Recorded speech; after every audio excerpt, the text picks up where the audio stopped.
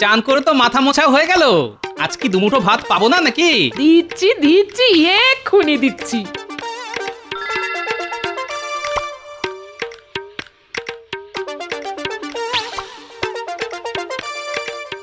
এই বলছি, শোনো না, অনেক দিন ধরে তোমাকে একটা কথা বলবো বলবো করছিলাম, কিন্তু কিছুতেই বলতে পারছি না গো। কি কথা? চটপট বলে ফেলো। বলছিলাম কি, আমাকে একটা সুন্দর দেখে নাকের নথ গড়িয়ে দাও না গো। কতদিনের ইচ্ছে একটা সুন্দর ঝুমকো নাকে নথ পরবো। আয়, ওই শুরু হয়ে গেল। এমনিতেই মাসের শেষ, তার উপর এখন বায়না। ওই ওই তোমার সব সময় মাসের শেষ। কি মরতে রে বাবা, এই সংসারে আমাকে বিয়ে দিয়েছিল কে জানে। ধুর, আমি চলেই যাব। ধুত্তরি। তাহলে সভাসদগণ, রাজসভা শুরু করা যাক। কি গোপাল, কাঁদছো কেন তুমি? সব শেষ হয়ে গেছে মহারাজ, সব শেষ হয়ে গেছে। আর মনে হচ্ছে বেশি দিন বাঁচবো না। এ কি গোপাল, তুমি তুমি এরকম হাহুতাশ করে কাঁদছো কেন? এরকম ভাবে কেঁদো না গোপাল, কেঁদো না, নইলে আমিও কিন্তু এক্ষুনি কেঁদে দেব গোপাল। এই দেখো, আরে আরে সমস্যাটা কি সেটা বলবে তো, নইলে বুঝবো কি করে বলো? ওসব কিচ্ছু না মহারাজ, সব নাটক। আপনি গোপালের প্রয়োজনায় একদম পা দেবেন না। আরে কি মুশকিল, এই ব্যাটা তো কেঁদেই চলেছে। মহারাজ, আমাকে একটা মোহর দিন, মাত্র একটা, তাহলেই সব সমস্যার সমাধান হয়ে যাবে। নইলে আমার গিন্নি বাড়ি ছেড়ে চলে যাবে। হ্যাঁ, একটা মোহরে কি হবে গোপাল? গিন্নিকে একটা নাকের নথ বানিয়ে দেব, নইলে বাড়ি ছেড়ে চলে যাবে। তখন আমাকে কে রান্না করে খাওয়াবে মহারাজ? আর আমি না খেলে মরে যাব। তখন আপনাকে কে সাহায্য করবে মহারাজ? আরে এই কথা আগে বলবে তো, এত কান্নাকাটি করার কি ছিল? এই নাও একটা মোহর। ঠিক বেটা পটিয়ে পাটিয়ে মহারাজের কাছ থেকে একটা মোহর বাগিয়ে নিল। হ্যাঁ, মন্ত্রী, কখনো কারো ওপর হিংসে করো না, তাহলে কিন্তু আখের তোমারই ক্ষতি হবে। গোপাল আমার রাজসভার সদস্য, আর একজন রাজা হিসেবে তার রাজসভাসদের বিপদের সময় পাশে দাঁড়ানোটা আমার কর্তব্য। তাহলে মহারাজ আমাকে 1000 মোহর দিন, গিন্নিকে হীরের গয়না গড়িয়ে দেব। ওই তো তোমার হিংসা শুরু হয়ে গেল তো। হিংসে নয় মহারাজ, প্রয়োজন। গোপালের গিন্নির যদি নাকের নথ প্রয়োজন হয়, তাহলে আমার গিন্নিরও হীরের গয়না প্রয়োজন। মন্ত্রীমশাই, ওটা প্রয়োজন নয়, ওটা বিলাসিতা। গোপাল একদম ঠিক কথা বলেছে। হ্যাঁ মন্ত্রী, তুমি প্রয়োজন আর বিলাসিতার মধ্যে পার্থক্যটা বুঝতে শেখো। বেটা বেঁটেটার জন্য মহারাজের এত দরদ যেন একেবারে উথলে উঠছে, দেখলেও গা জ্বলে যায়। না, এর একটা বিহিত করতে হবে। যত অবিচার আমার জন্যে আর সুবিচার গোপালের জন্যে, এমন একটা চাল দেব মহারাজ কেঁদেও কুল পাবে না। কি হয়েছে বলো না, তখন থেকে এসে থেকে বিড় করে যাচ্ছ। মাথাটা কি তোমার খারাপ হলো নাকি? আমার মাথা খারাপ হয়নি, তবে একজনের মাথা খারাপ হবে। কার মাথা খারাপ হবে গো? মহারাজের মাথা। এমন একটা চাল ভেবে রেখেছি যে মহারাজ দিশেহারা হয়ে যাবে। আরে বাবা, কি হয়েছে সেটা বলবে তো। তখন থেকে খালি নিজেই বলে যাচ্ছ। গোপাল রাজসভায় এসে একটু ন্যাকা কান্না করলো বলে ওর গিন্নির জন্যে নাকের নথ দরকার। মহারাজ দরদে উছলে উঠে 1 মোহর ধরিয়ে দিলেন, আর আমি বললাম আমার গিন্নির হীরের হার দরকার। মহারাজ আমাকে কাঁচকলাও দিলেন না। এটাই তো চিরকালের নিয়ম গো। গোপাল মহারাজের কাছে এসে মিষ্টি করে কথা বলে, আর আয়েশ করে পায়েস খেয়ে চলে যায়, আর তুমি হাঁ করে তাকিয়ে থাকো। তোমার দ্বারা কিছুই হবে না। তোমার সংসারে এসে আমার জীবনটা চঞ্চল হয়ে গেল। আর চিন্তা করো না গিন্নি, এবার তোমাকে রোজ নতুন রাজকীয় গয়না পরাবো। তারপর মহারাজ বুঝতে পারবে রোজ ঘুঘু কিভাবে খেয়ে যায় ধান।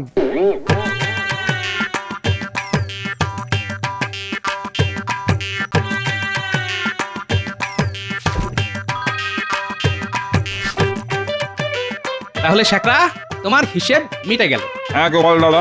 আচ্ছা তোমাকে একটা কথা বলি, বলছি যে এই নকশার নথটা গিন্নির পছন্দ হবে তো? পছন্দ হবে না মানে হতেই হবে। এটা এটা রাজা বাদশার বাড়ির নকশার আদলে বানানো নথ। বেশ কয়েক বছর আগে কৃষ্ণনগরের রানীমার জন্য এইরকম একটা নথ বানিয়েছিলাম। পছন্দ হলেই রক্ষে। ঠিক আছে শেখরা, আসি তাহলে। হ্যাঁ গোপাল দাদা, এসো এসো। দূর নিকুচি করেছে এই পোড়ার কপাল সংসারের। আর থাকবো না, এই আমি বাপের বাড়ি চলে যাব, আর আসবো না এই পোড়া কপালের সংসারে ফিরে। কই গো গিন্নি, খেতে দাও। উনুনে ভাতের হাড়ি চাপানো আছে, পেরে খেয়ে নাও। আর আজকের পরে অন্য একটা রান্না করার লোক দেখে নিও, আমি চললাম। এই মরেছে, তুমি সত্যি সত্যি চললে বুঝি? কেন কেন বুঝতে পারছো না নাকি? হ্যাঁ, নিজের মতো নিজে থেকো, আর আমার কিচ্ছু চাই না, কিচ্ছু না। বিয়ের আগে বাপের বাড়িতে যেমন ছিলাম, এখন গিয়ে ঠিক তেমনই থাকবো। হ্যাঁ এসো তাহলে। দুগ্গা দুগ্গা, আমি তাহলে এই নাকের নথটা শেখরাকেই ফেরত দিয়ে আসি। কি আর হবে, যার জন্য আনলাম সেই চলে যাচ্ছে। কি বললে? এই নাকে নথ এনেছো? এই সত্যি এনেছো? এই কই কই দেখি দেখি দেখি। এই বলনি তো। ও মা, কি সুন্দর নাকের নথ। তুমি আগে বলবে তো, আমার জন্য নথ কিনে এনেছো। খামোকা আমার সাথে হেয়ালি করো। হ্যাঁ, এই মরেছে, আমি কখন আবার বললাম নাকের নথ আনিনি? তুমি খুব ভালো, খুব। এই দাঁড়াও, তোমার জন্য ভাত বেড়ে দিচ্ছি, মুখ হাত ধুয়ে বসো। গিন্নি, ও গিন্নি, আজকে দুপুরে কি রান্না করেছো গিন্নি? সর্ষে ইলিশ করেছি, আর ইলিশের মাথা দিয়ে কচুর শাক। দুপুরের খ্যাটনটা জমে যাবে।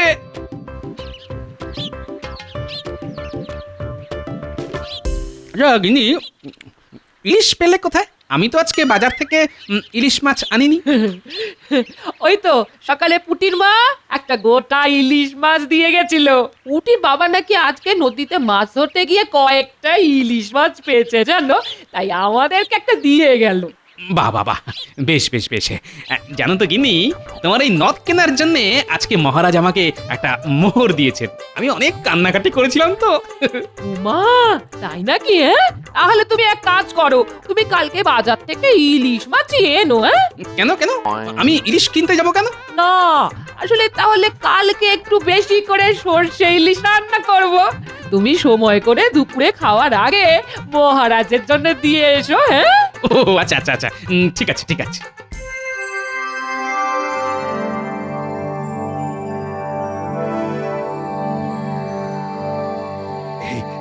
জানো রানী, আজ রাজসভায় না একটা মজার ঘটনা ঘটেছে। কি ঘটনা মহারাজ?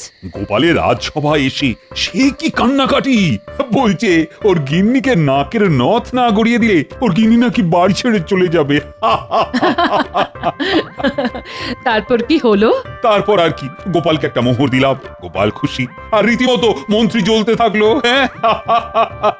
হ্যাঁ হ্যাঁ, আপনি আপনার রাজসভাসদ আর প্রজাদের কথাই ভাবুন। এদিকে আমার জন্য কত বছর ভালো গয়না গড়িয়ে দেননি, মনে আছে? এ আবার কেমন কথা বলছো রানী? তুমি একবার মুখ ফুটে বললেই পারতে। ঠিক আছে, কালকে দুপুরে শেখরাকে ডেকে পাঠাবো। তুমি তোমার পছন্দ মতো গয়না গড়াতে দিও। না না না, টাকা পয়সা খরচ করে নতুন কিছু বানাতে হবে না আপনাকে। আমার পুরনো গয়না ভাঙিয়ে বরং নতুন গয়না গড়াবো। ঠিক আছে ঠিক আছে, তোমার যা ইচ্ছে তাই হবে। অনেক রাত হলো তো, ঘুমোবে না? হ্যাঁ, ঘুমোবো। আমারও ঘুম পাচ্ছে।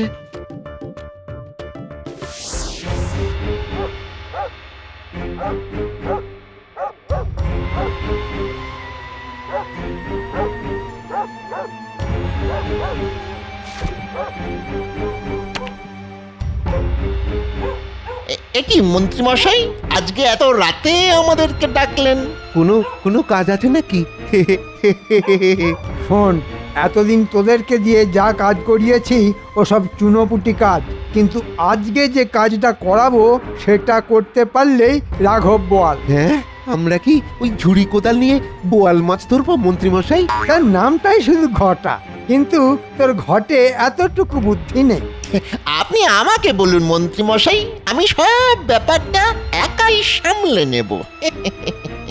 না, এই কাজ একা একা করতে পারবি না, তোদের দুজনকেই করতে হবে। আর করতে পারলে তোদের আর ভবিষ্যতে কোনো কাজই করতে হবে না। সারা জীবন এই কাজের ওপর ভিত্তি করেই রোজগার হতে থাকবে। কি কাজ বলুন মন্ত্রী মশাই? কোনো চিন্তা করবেন না মন্ত্রী মশাই, ঠিক কাজ হয়ে যাবে। হ্যাঁ, আচ্ছা, আমার এই সীতাহারটা খুব পছন্দ, আর এই কানের দুলটা। এই সীতাহারটা মোটামুটি 5 ভরি হবে, আর ওই ঝুমকো কানের দুলটা 3 ভরি, তাহলে মোট হলো গিয়ে 8 ভরি। হিসেব করলে 8 গুণ। আমি আপনাকে আমার পুরনো 8 ভরির গয়না দেব, আপনি ওটা ভেঙে এগুলো গড়িয়ে দিন, আর আপনার যা মজুরি হয় সেটা নিয়ে নিন। আচ্ছা, ঠিক আছে। তুমি এখানেই বসো, আর আমি পুরনো গয়নাগুলো নিয়ে আসছি।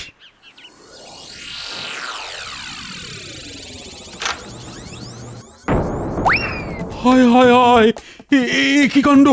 অর্ধেক সিন্ধুক তো ফাঁকা। ভগবান!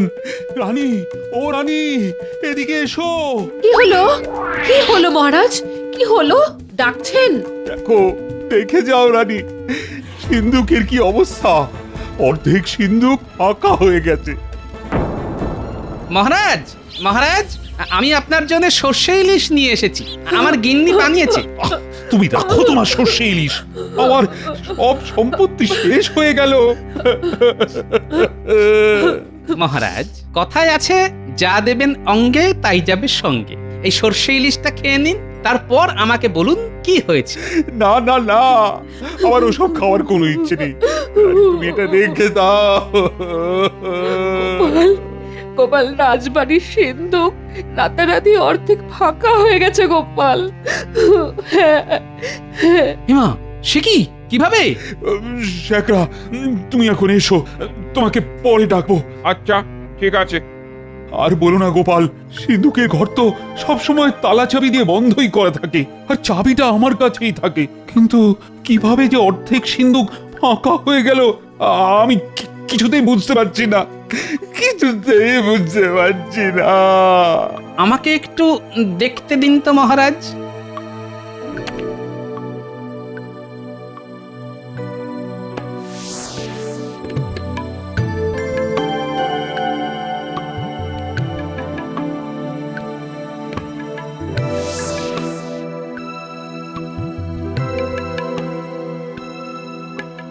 দেখো না, দেখো গোপাল, ঘরে অন্য কোনো জানলাও নেই যে জানলা ভেঙে ঘরে ঢুকবে। আমি তো কিছুই বুঝতে পারছি না। কোথাও তো কিছু আছে, নইলে চোরেরা ঢুকলো কিভাবে? আরে আমি তো সেটাই বুঝতে পারছি না। রাজবাড়িতে যখন তখন কেউ ঢুকতে পারে না, সব সময় প্রহরীরা পাহারা দেয়। একেই বলে বজ্র আটুনি ফসকা গেরো। গোপাল, ও গোপাল, তুমি এসব বলো না, আমার খুব কান্না পাচ্ছে। রাজবাড়ির কত গয়নাগাটি, মোহর, তার অর্ধেক চুরি হয়ে গেল, আর তোমার আনন্দ হচ্ছে। না না না, তা নয়, তা নয়, আমি এমনিই বলছিলাম আর কি। দাঁড়ান দাঁড়ান, আগে চারিদিকটা ভালো করে দেখি। না, কোথাও তো কিছু দেখতে পাচ্ছি না। তাহলে চোর এলো কখন আর গেলই বা কখন? মহারাজ, মহারাজ, এই ঘরের মেঝের উপর তো গালিচা পাতা, সব জায়গায় একই রকম আওয়াজ।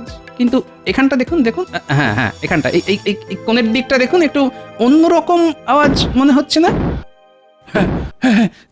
তাই তো, এই গালিচাটা তোলো। কি কি এখানে ঢাকনা কিসের? এ তো মনে হচ্ছে নিচে রাস্তা আছে মহারাজ। এ কি?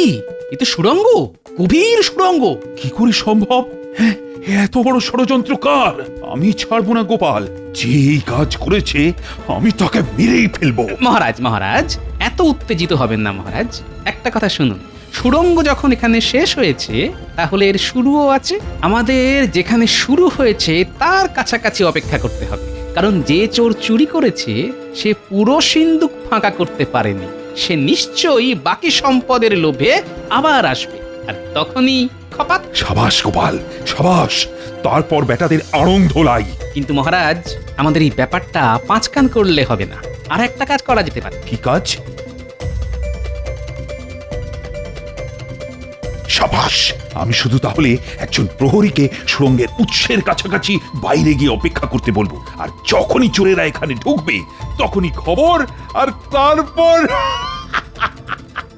ঠিক আছে মহারাজ, তাহলে আমার কথা মতন পুরো ব্যাপারটা সাজিয়ে ফেলুন। হ্যাঁ হ্যাঁ হ্যাঁ, এক্ষুনি করছি এক্ষুনি। এখন শুধু অপেক্ষা আর তারপর শাস্তি।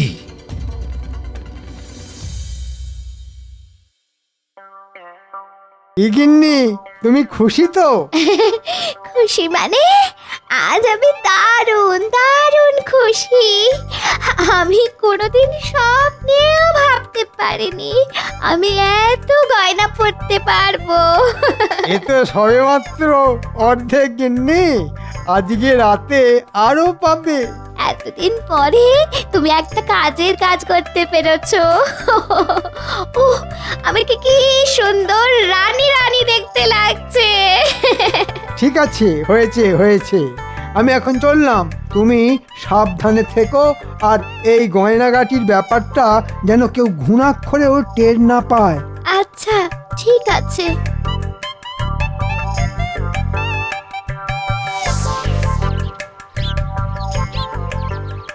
শোন, কালকে রাতে তো অর্ধেক কাজ হয়ে গেছে, আজকে রাতে বাকিটা করে ফেলতে হবে। কিন্তু আমাদের বকশিসটা?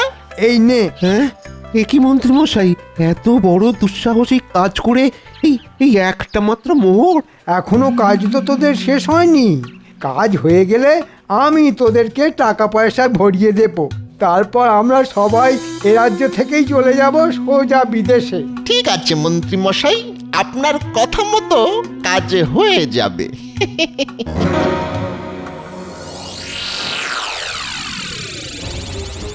মহারাজ, রাজবাড়ি থেকে বেশ কিছুটা দূরে একটা ঝোপের ধারে সুড়ঙ্গের মুখ পাওয়া গেছে। বেশ, তাহলে এবার আমাদের কাজটা শুরু করতে হবে। কি বলো গোপাল? হ্যাঁ শোনো, প্রহরী আর আরেকজন মিলে একটা বড় পাথর নিয়ে প্রস্তুত থাকো, আর দূরে লুকিয়ে লুকিয়ে অপেক্ষা করো। আর ওই সুড়ঙ্গের চোর ঢুকলেই ওই পাথরটা সুড়ঙ্গের মুখে চাপা দিয়ে দাও, আর আমাদেরকে খবর দাও।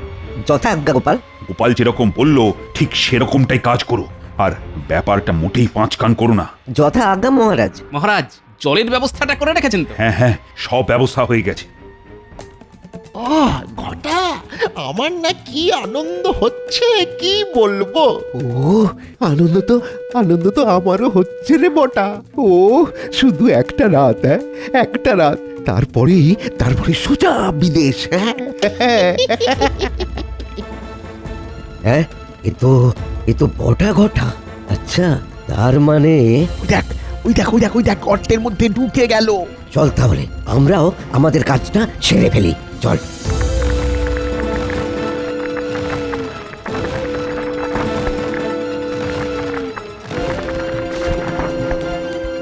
মহারাজ মহারাজ মহারাজ, চোর ঢুকেছে। কে চোর? বটার ঘটা। আপনি কাজ শুরু করে দিন। হ্যাঁ, আর তুমি যাও গোপালকে ডেকে নিয়ে এসো।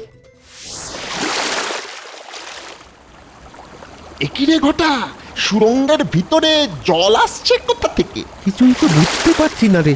হ্যাঁ, জলটা তো মনে হচ্ছে ওই সিন্ধুকের ঘর থেকে আসছে। ওরে, তার মানে আমাদের পরিকল্পনা মহারাজ ঠিক বুঝতে পেরেছেন। পালা পালা ঘটা, পালা।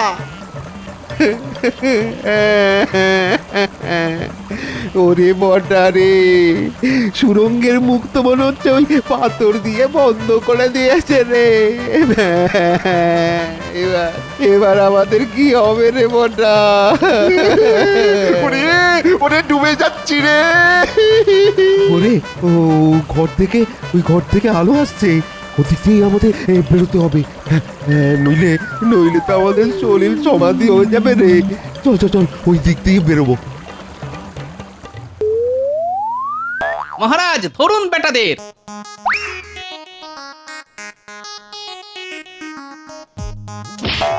সেনাপতি, তুমি এদের আচ্ছা করে মুগুর ধোলাই দাও। এটা মহারাজের সঙ্গে চক্রান্ত। কত সাহস! সিন্ধুকের অর্ধেক সম্পত্তি হাওয়া করেছে, আজকে আরো অর্ধেক হাওয়া করার চক্রান্ত। দিন আচ্ছা সে ধোলাই দিন। আরে আরে আমাদেরকে এত মারছেন কেন? ওরে বাপ রে, সব ষড়যন্ত্র তো ওই মন্ত্রী মশাইয়ের। ওনার কথাতেই তো আমরা এই কাজগুলো করেছি। ওনার কাছেই সব কিছু আছে, সব কিছু আছে। সেনাপতি, এক্ষুনি মন্ত্রীকে দড়ি বেঁধে নিয়ে এসো, আর যা যা চুরি করে গেছে সব নিয়ে এসো।